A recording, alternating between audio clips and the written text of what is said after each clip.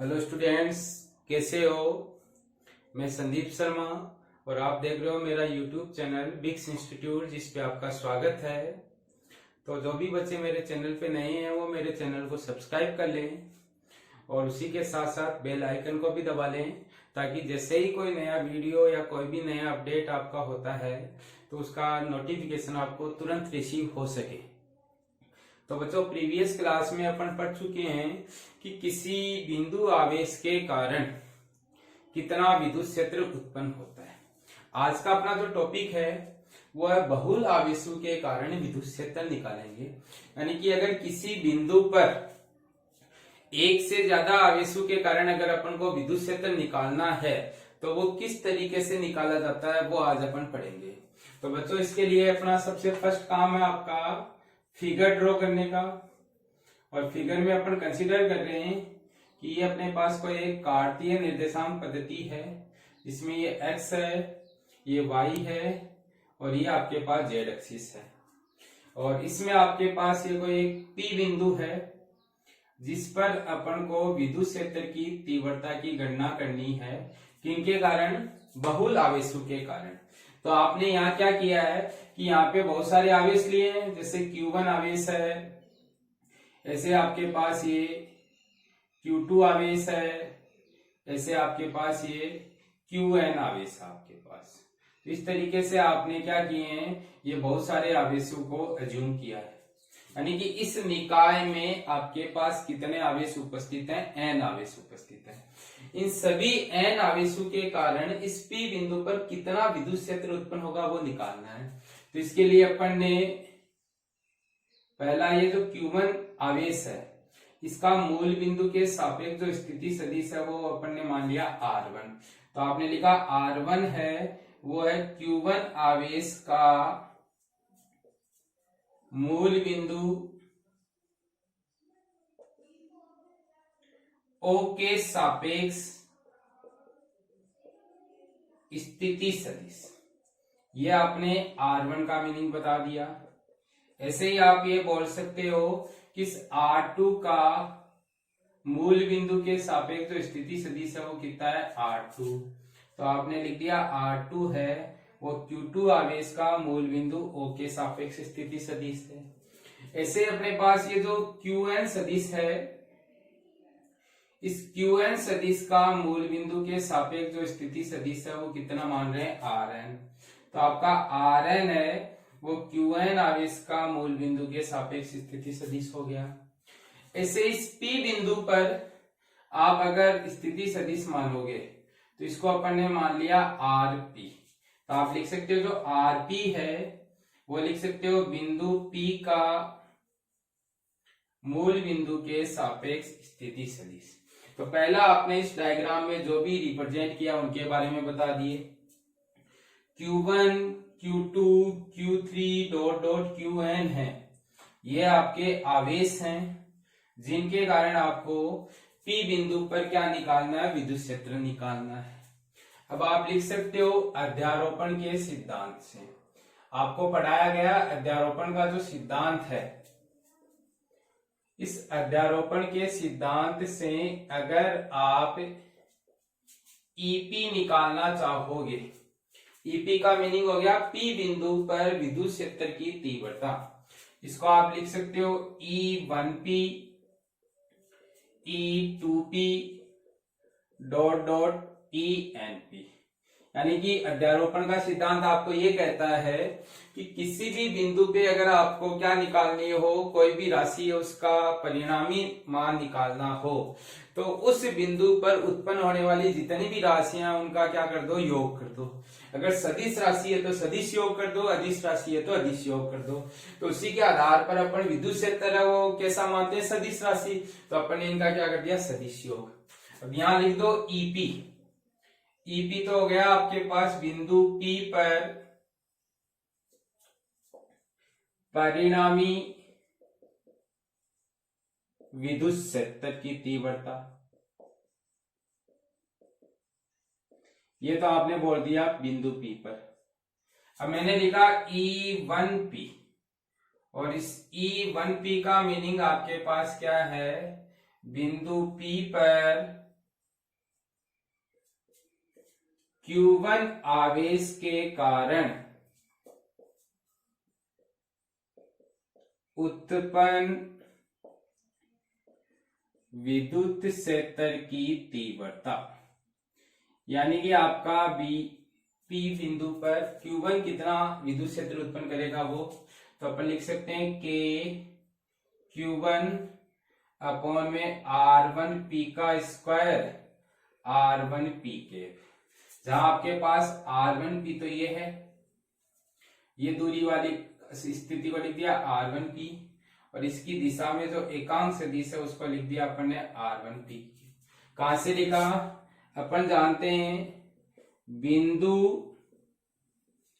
आवेश के कारण उत्पन्न विद्युत क्षेत्र की तीव्रता, और वो अपन निकाल के आए हैं जो अपना प्रीवियस लेक्चर हुआ था उसमें E is equal to KQ upon में R स्क्वायर R के, जहां R होती थी बिंदु की दूरी और R के होता था आपका स्थिति सदिश, उसी के आधार पे आपने ये लिखा। इसी प्रकार आप लिख सकते हो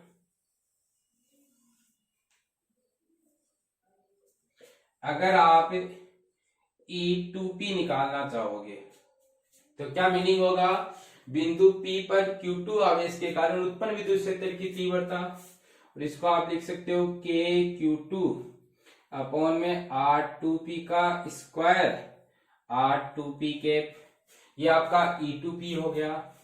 ऐसे अगर आप ENP निकालना चाहोगे तो आप इसको लिख सकते हो KQN अपॉन में RNP का स्क्वायर RNP के।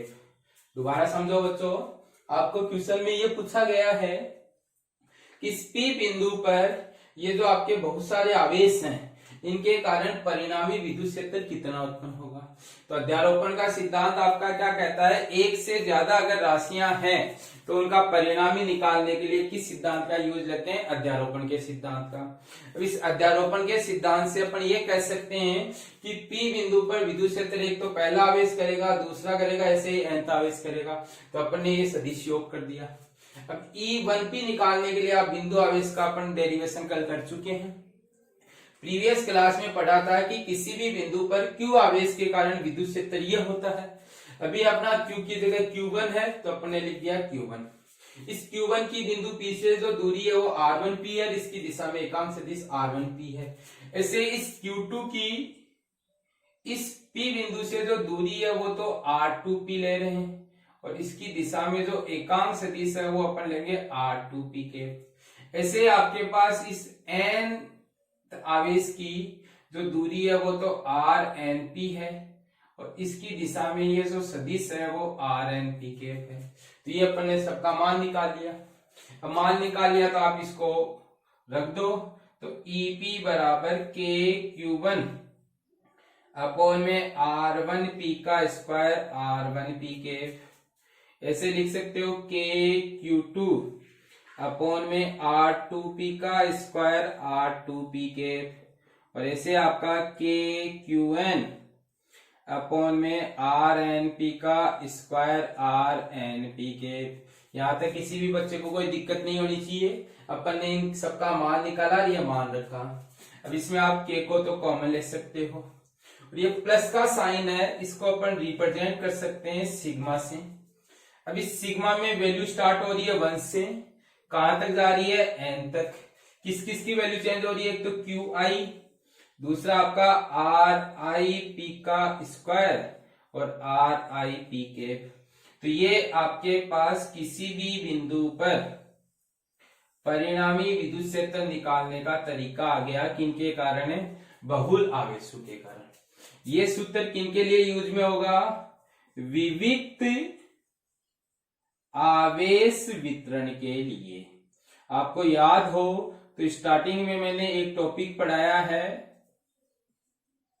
जिसमें अपन ने आवेश वितरण दो तरीके के देखे थे। विविक्त आवेश वितरण यानी इस तरीके से कंटिन्यूअस हो, सॉरी टुकड़ों के रूप में हो तो विविक्त होता है। ऐसे अगर आपका एक नोट आता है और नोट आपको कहता है कि यदि आवेश वितरण है आपका वो कैसा हो, सतत रूप में हो। सतत रूप का मीनिंग जैसे ये मैंने कोई एक वायर लिया और इस वायर पे आपका आवेश है वो इस तरीके से लगातार वितरित है, इस तरीके के आवेश वितरण को कहते हैं सतत आवेश वितरण। और इसके लिए अगर आपको विद्युत क्षेत्र निकालना है तो इसके लिए आपका ये जो सिग्मा का साइन है वो तो रिप्लेस करना है समाकलन के साइन से, और जो आपका क्यू आई है वो रिप्लेस करना आपको किससे, dq से। और dq क्या होता है, अपन यहाँ एक जो छोटा सा टुकड़ा लेंगे इसको कह देते हैं अल्पांश, और इस अल्पांश पे जो आवेश मानते हैं उस आवेश को कह देते हैं dq आवेश। ये और इस RIP को जनरली रिप्लेस कर सकते हो R से, तो आप यहां से RIP है इस सदिश को लिख दो R सदिश से, तो यहां से आपके पास यही सूत्र है, वो बन गया EP इक्वस टू इंटीग्रेशन के बाहर है dq अपॉन में R स्क्वायर R केप। ये आपका जो विद्युत क्षेत्र आया है ये आया है सतत आवेश वितरण के कारण आपके पास।